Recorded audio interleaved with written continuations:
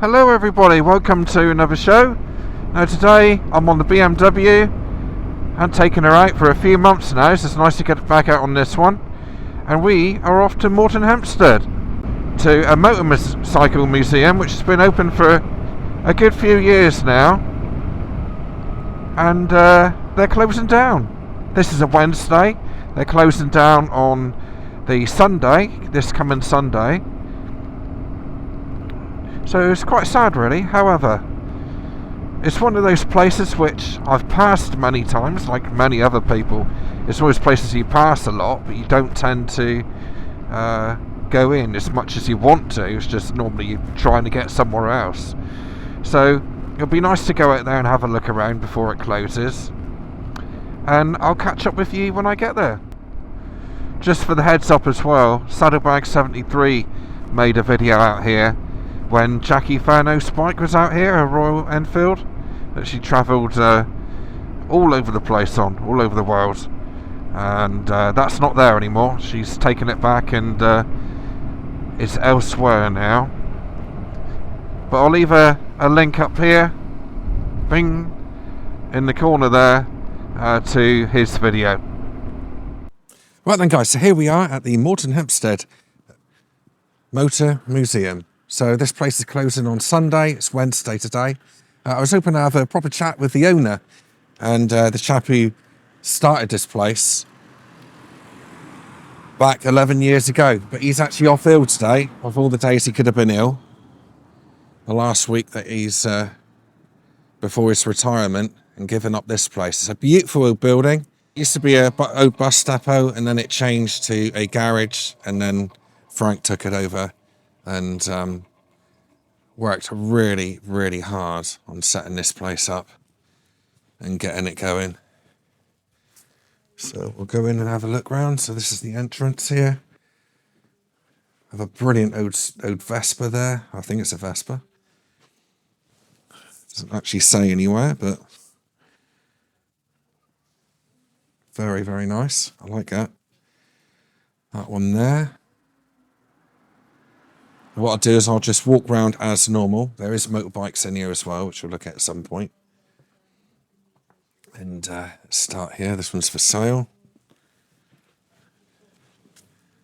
1959 MG Magnate Mark III. 19,000 owners from new, unrestored.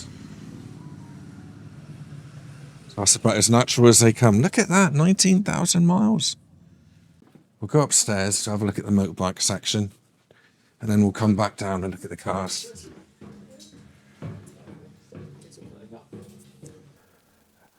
And here we have another Velocette. Made in England. Oh, if only that was still the case, eh? So, again, I'm not up to speed on these things. This says it's a 1938 Velocette Mac 350, fully restored example, and production ceased in 1950s. Again, nicely engineered, lovely looking engine, real beautiful engine there. And here's another one, a 1936 Velocette GTP 2-stroke. Drum brakes. I bet they don't stop very quickly. Oh, it's a twin cylinder 2-stroke as well. I look at those bits on there. I don't really know what most of them do, you know, let alone how to operate one. Great big padded seat at the back.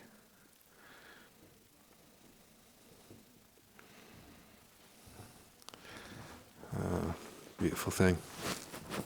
1936, such a long time ago. Big flywheel there on the side. And a great big rod going to the back. Drum brake there.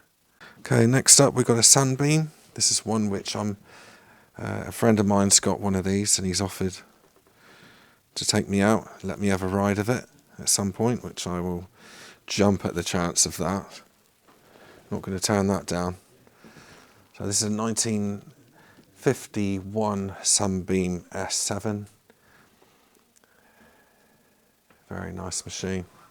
Shaft driven, inline twin, 487cc. And this has a genuine miles of 19,000 miles. That's all this has done. So it'll be a good investment. Now, see the, not sure if I can point it out very easy. Down there, you've got the universal joint down there, exposed. Just looks really good. Back into the gearbox there. Next we have a Rudge Special. Never heard of it. It's funny how these companies come and go, isn't it? Get bought out and whatever else. And here we have a very old AJS. Gear thing or something on the side. I think that's a gear shifter, I don't know. I'm sure somebody will tell me. A proper...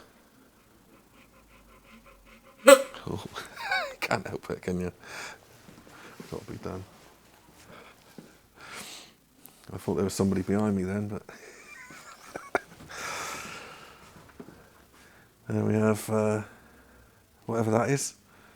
Little dinky tiny engine there. Almost like a bicycle. A new Imperial, these are really old.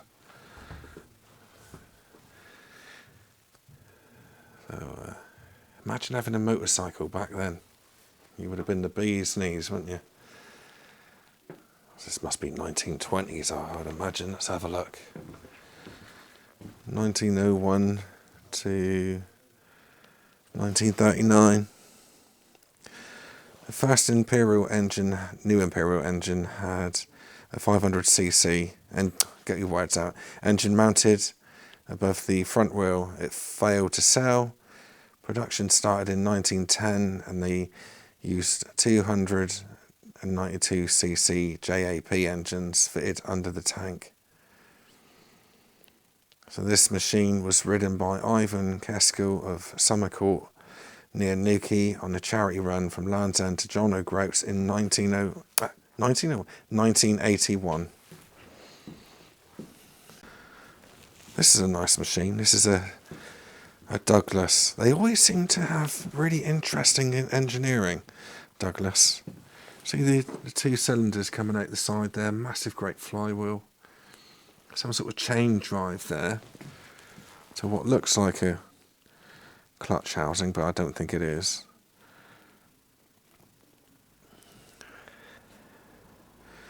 Very interesting machine. So this was a 1917 Douglas 4 horsepower, built in 1917 and shipped to the military in France and returned to Britain at the end of the war. It returned to the factory at Kingswood in Bristol, where the vehicle was refurbished in civilian colours. It was sold in 1922 and first taxed in May 1922 at Gloucestershire Post Office. The current owner's father purchased the vehicle in the mid-1960s and rode it once prior to stripping it down with a view to restoration. This is often the case and put it off until the current owner sent it for restoration in 2011, which was completed in 2013. It's beautiful. Really like that bike. I think that's my favourite one so far, actually. Look at that. I love that. I love that sort of engineering. Something different. I've no idea what that is. So it's an engine on the back of a tricycle,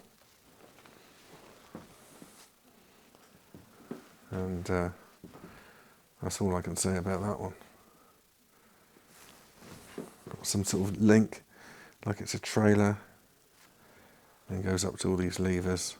Next up is a 1960 matchless G3L 350C auxiliary fire service motorcycle. Okay, so it's developed for the British Army during World War II, becoming highly popular during wartime. It's a popular choice for trials riders, enabling legends such as R.T. Ratcliffe and Ted Usher to win numerous national events for matchless.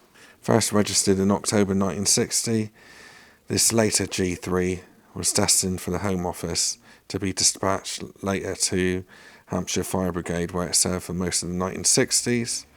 In June 1969, the matchless was sold at Ruddington MOD auction to join a collection in Scotland.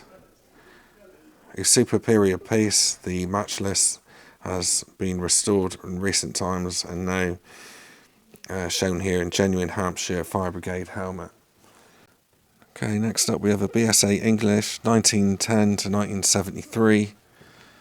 BSA, or Birmingham Small Arms, was the Honda of today. I won't say that much. My old man was always moaning that his was breaking down all the time. They produced many machines which included engines for lawnmowers, rotavators, along with taxis and black cabs, and thousands of motorcycles from 50 to 1000 cc. This particular bike is a 1932 L32 350cc purchased by F. Bate of St. Cloud and remained in his ownership until 1995. It's a GPO post office bike. And then a BSA Bushman, which is a 1967. A police bike there of some description. 1965 BSA C15.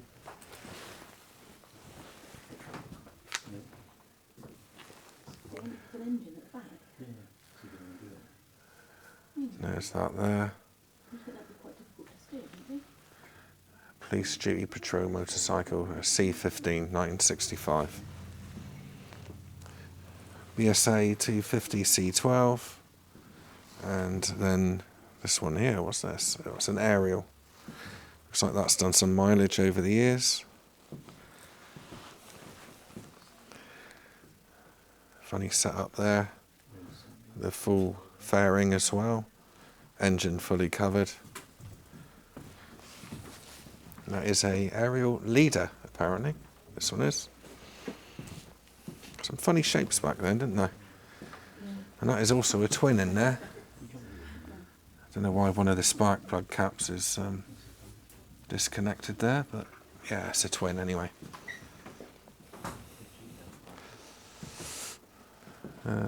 BSA A10 Gold Flash. I've got a funny feeling that's the one that my old man had. He had a red one.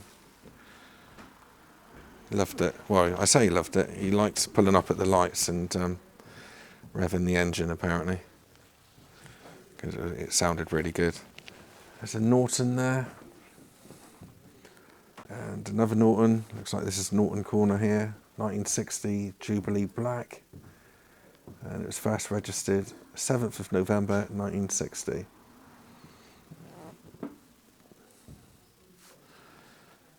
Another AJS. And then we have one of these here, which is a, what is it? Not sure what it is. Is that Motor? No, it's not Motor Marine, is it? I don't know what it is. Another Triumph. And then another one of them. With a little side, well, I say a little sidecar, quite a big one actually.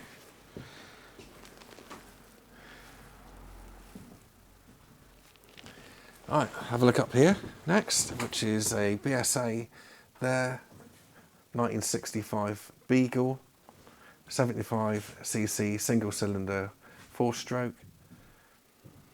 It could cruise at 40 miles an hour.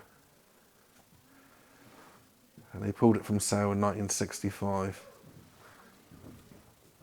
Another BSA 250, 1956. It's a nice machine, looks good. Single cylinder. Then we have a Triumph T20. This is a Tiger Cub, introduced in 1954, and was basically a larger engine version of the previous Terrier, featuring a 199cc 4-stroke engine. And this has been restored. Can't see what that says in behind. Looks like it's been used recently by the sounds of it. BSA Bantam. Very popular, well-known motorcycle back in the day. We actually have a local club here with BSA Bantams. Yeah, quite well known. Then we have a 1955 Francis Barnett Castrol. This is the first one that was, or believed to be the first one that was registered in Devon. And then here we have something different. That is a I don't know what that is. Let's have a look. Excelsior? Oh, I don't know. Somebody will tell me. Jim, Phil Green, you'll let me know what that is. I have no idea. Was that Excel? Yeah, Excelsior. Excelsior. I guess that's what it is. Something to do with Birmingham in there. Single cylinder bike. And a 1936 Wolf Vixen motorcycle there. In the early days of production, motor reeve engines were used, followed by Blackburn, JAP, or JAP, and finally Villa's two-stroke engine. Who was I speaking to recently about Villa's? Might have been Jim Sadler, I don't know. I could be wrong. This rare Wolf Valiant is powered by a Villa's 148cc two-stroke engine and has hand gear change lever. It was first registered in Belfast, 6th of April 1936. Wow, and it is in running condition. That's impressive, isn't it? Very, very impressive. Ajax ladies model.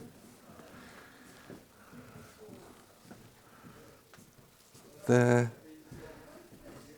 That is believed to have been made, or at least assembled, by Ajax Motor Manufacturing of Arthur Street in Birmingham.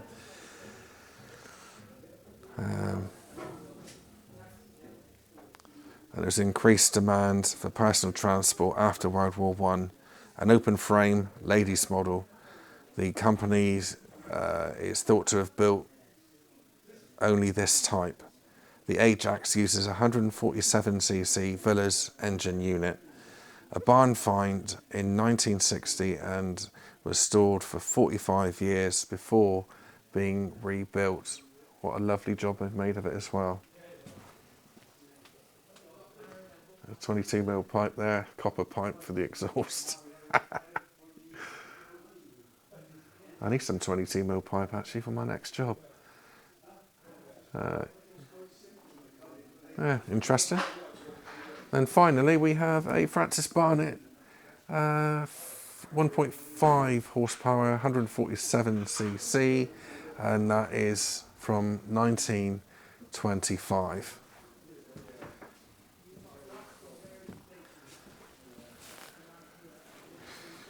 I tell you what, isn't it a shame that this place is closing? I was saying to the lady earlier, what you don't want is somebody to buy this place and then just sell it off. That'll be a sad situation.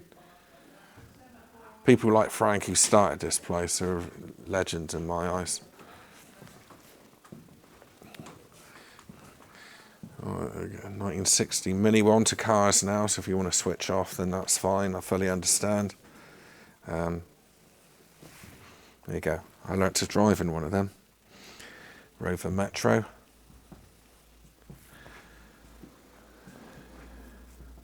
Lovely old car there, the old bubble cars. Yeah, I hope that they do sell this place and it does stay as it is. And the building stays as it is, you know, proper Art Deco building. A lovely place.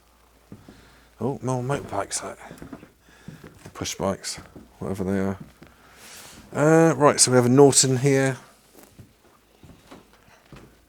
It's kind of bigger than what I thought this place is. Yeah, lots of kind of push bike, sort of pedal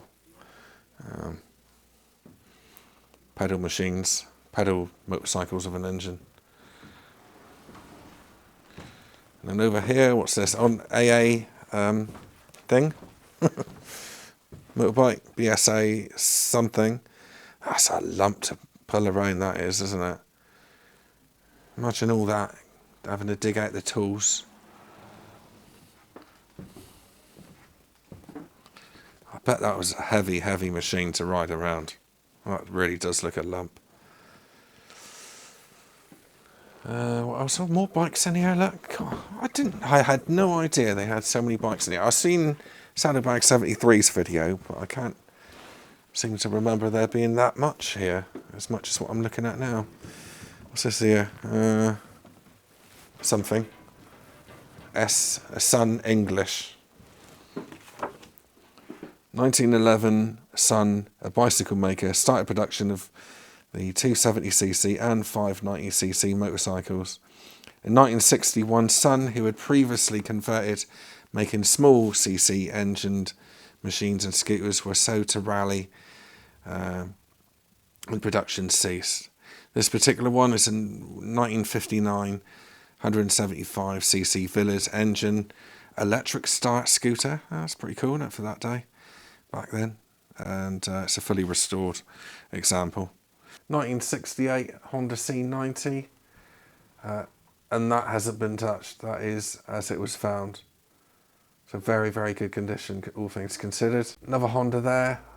Don't know what that is, but another one. Africa Twin, one of the first ones. I've seen some action by the looks of it. Even back then they were big old lumps. Yeah, that's cool. What else we got here? Lameta. You know, with the right coverage, I think this place could have done a lot better. I think more people would travel if they knew what was here. I was never expecting to see as much here as what I am looking at now. BSA Sunbeam scooter there. That's a 1964 250cc. Cool little bike. I don't know why there's two pedals there. One's going to be for the brake. I don't know what the other one's going to be for.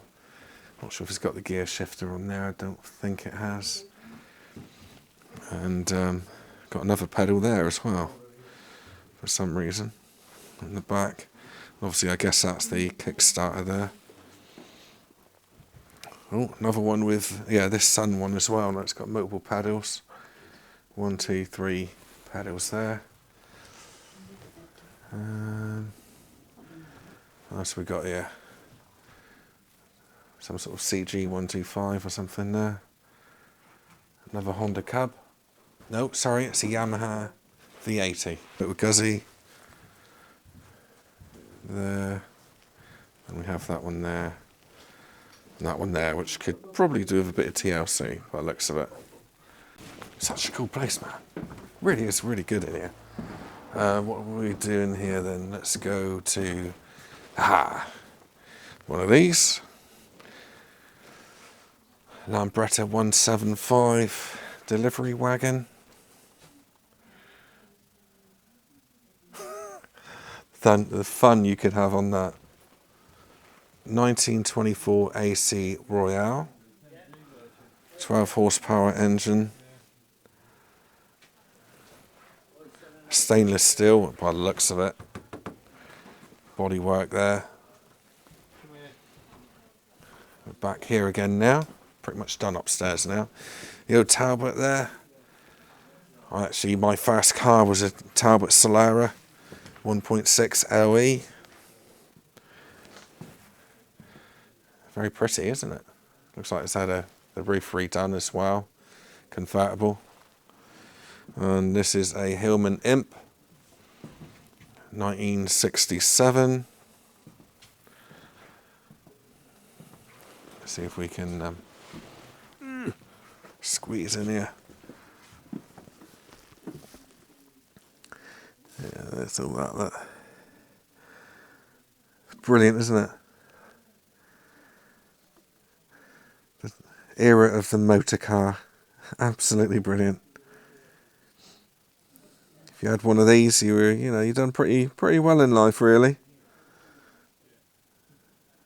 Going off on holiday down to the beach instead of taking the train like a lot of other people had to.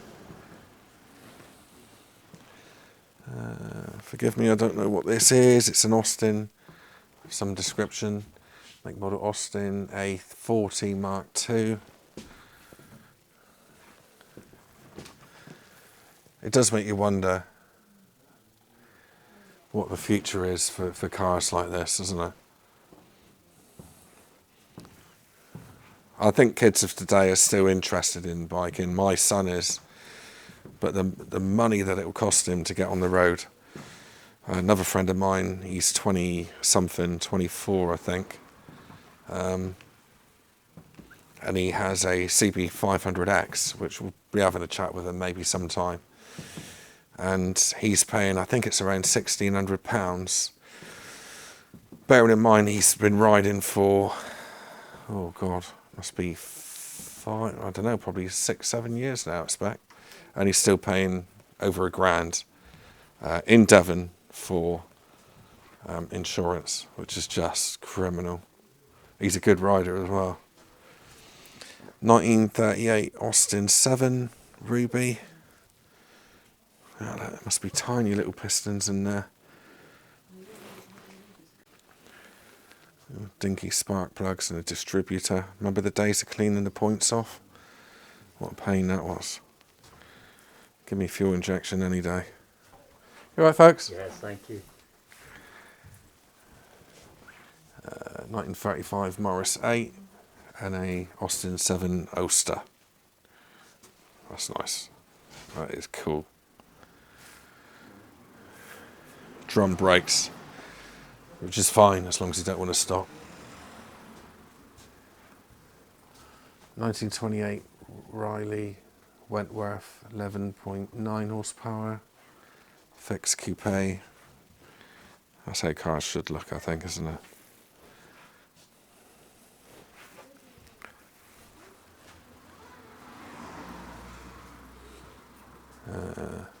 We've got here as well, another nice one. This is a 1939 Sunbeam Talbot.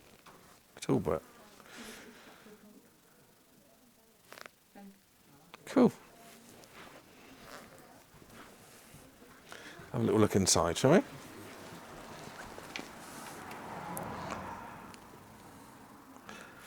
I wonder what they would actually like to drive.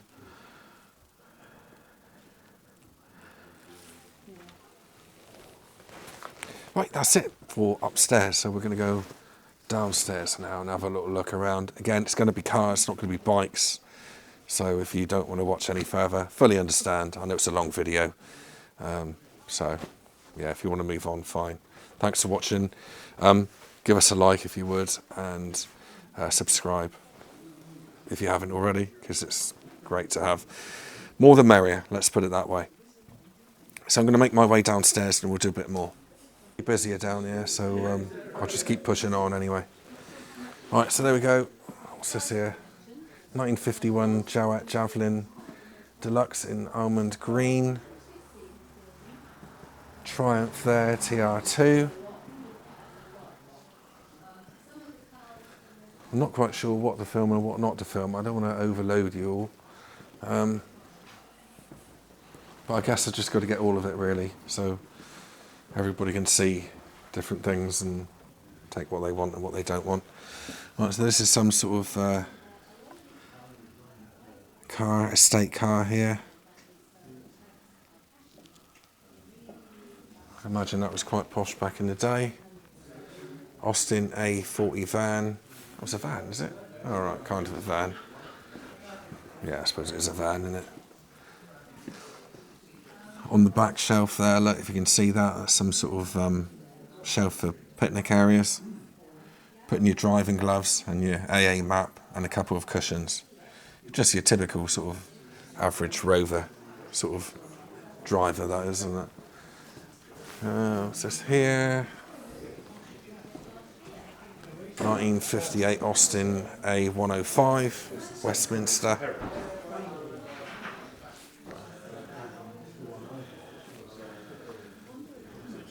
And then we have the brilliant Cortina. A must-have in any car museum.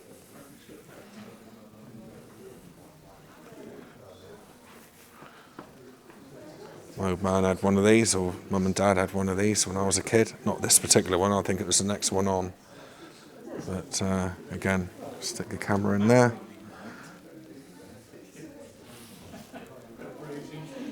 Oh look, even had the old picnic box there, which we had as well. We had one of them. Hardly ever used it, but we had one. All I remember as a kid is sitting on those seats in the back and it being absolutely boiling hot on a summer's day. Get a lot in them there. Decent cars, really. And if you lost your keys, it wasn't a problem. Just get a screwdriver and get in it anyway. So, I've got here a Vauxhall Wyvern EIX, whatever that is. Cortina there.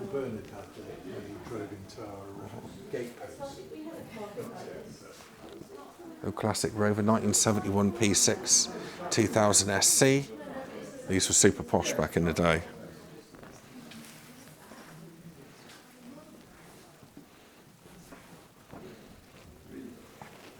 I'll stick that in there. The old classic big console there.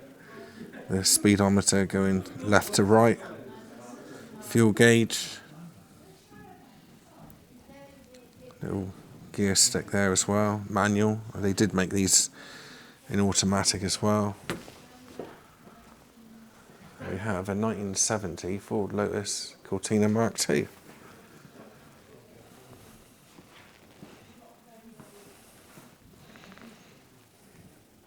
That's cool. This is what people wanted back in the day. Not quite sure what that snaky thing is there, coming out there. But this is the proper boy racer. This is what every boy racer wanted, I'd imagine. Oil pressure gauge, temperature gauge, whole lot. Push button radio. Maybe even with FM. To be honest with you, I'm surprised these cars last, because most of the time, the teenagers got them like me back in my day. Just totally wrecked them, didn't they?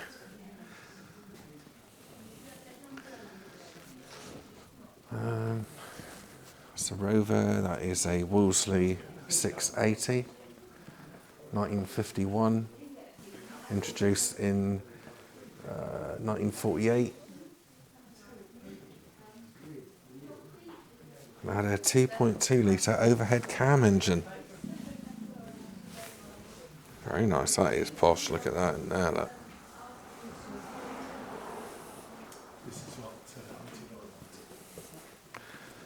It'd be nice to see the engine on that one, actually. And we have an MG Magnate ZB Sports Saloon, 1957.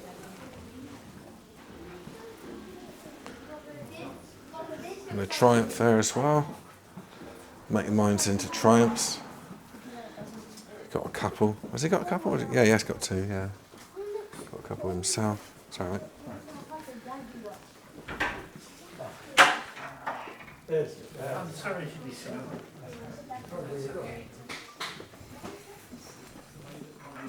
That is a Triumph 1300 FWD.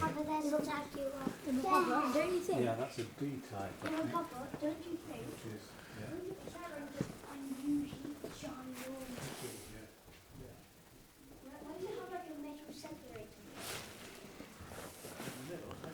And here we have a Rochdale Olympic.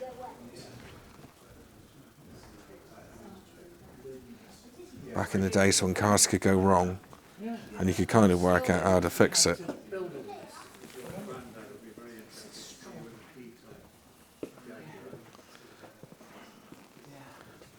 Lovely shape.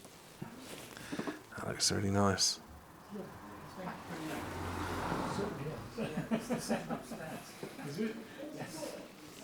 Lovely.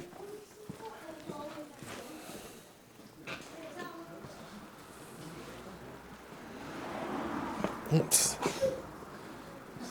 We have that big machine there. Not sure what this is. So it must be a 9-seater. This is a 1918 Dion Botin Model HD 15 CV 2.9 litre. Wow. Papa, look. That is a Rolls Royce. That's a Rolls Royce. Well, this is a Rolls Royce. That is not a Rolls Royce. That's a Rolls Royce. It's believed to be manufactured in 1918, and the chassis number would suggest that the vehicle left production line in 1920.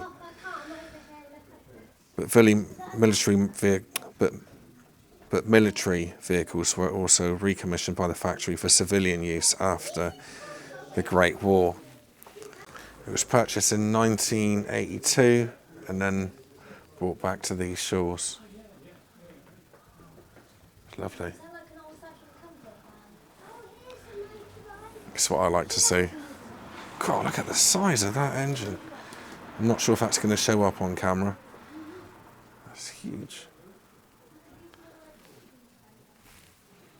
Again, how many cylinders have we got in there then? 1, 2, 3, 4, 5. Oh no, it's going to be twin spark, isn't it? Is it? I don't know. Not quite sure how that works, to be honest. I don't know why they got a twin spark in there, but this is a 1946 Railton Straight 8 saloon. 1929 Rolls Royce, 25 horsepower. Have a little look in there, stick the camera in. Not sure what all that does there, but He's got a picture at the slide.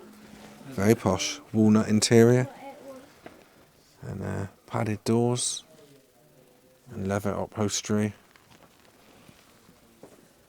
Even got a window opener, like some description. Not quite sure. Oh, is that the door opener? Might be open the door, mightn't it? Yeah, super posh. There were lots of different people making cars when they first came out, and some of them... Down here we have a 1971 Morris camper van. It was first registered in 1971. It was an A60 van. I'd imagine this would cost a few quid back in the day. Soft top as well. And it's got all the little cupboards in the back, a little sink as well. And it's a pop top. So, up there you could stand up and maybe put a little bed down. I wonder how reliable that was in the wet weather when you're storing it outside. Not very is my guess. Hasn't even got a proper gasket from what I can see. And that, my friends, is basically it. That is the Moretonhampstead Motor Museum. Now let's hope that somebody buys this place and keeps it as it is. Because as it is now, it's one man's work. And utterly commendable what he's achieved here and what he's brought to everybody else. And in a world where insurance costs and public liability costs and just about every cost you can imagine is making businesses like this really struggle. I'm not saying that's the case here. Frank is retiring because of retirement. He just needs to stop and wants to stop. But I hope that somebody buys this place and keeps it running rather than buy it and then sell it off, because that's the fear that I've got. And young people like them over there, they need to be able to take this on. They need to know where it all started and hopefully keep the passion that we've got for motor vehicles alive, basically. Because it'd be a shame for it to go over to electric and then lose what this was. I'm sure it'll be taken over and somebody will take it, won't they? Thanks for watching though. I know it's been a long one, so thanks for bearing with it. And I'll see you next Sunday at 5 p.m. Thanks for watching. Give us a like. Cheers, guys. The night's the time for all your tears. Your heart broken tonight, but tomorrow in the morning light, don't let the sun catch you crying.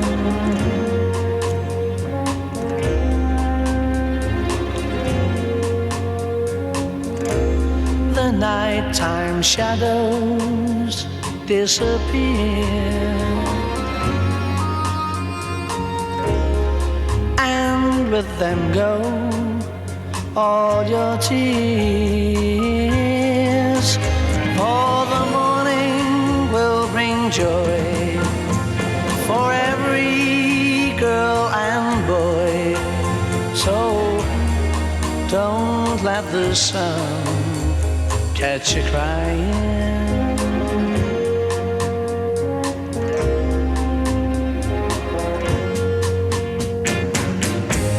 We know that crying's not a bad thing, but stop your crying when the birds sing. It may be hard to discover that you've been left for another, but don't forget that love's a game, and it can always come again. Oh, don't let the sun catch you crying. Don't let the sun catch you crying, oh no, oh, oh, oh.